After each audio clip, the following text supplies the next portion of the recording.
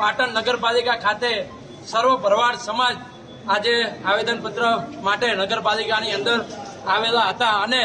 વીર વિજેતા અણહિલ ભરવાડની પ્રતિમા જે વનરાજસિંહ ચાવડાના બાળ મિત્ર અને જેના નામ ઉપરથી અણહિલપુર પાટણ જેના નામ ઉપરથી પડેલ છે અને એ અણહિલ ભરવાડની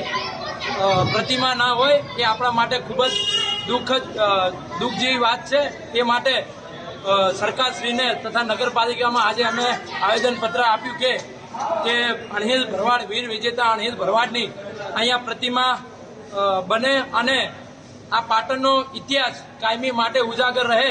એવી અમારી સર્વેની માંગ છે। તો જોરને ગરમ ખૂન મારા ભાઈઓ તો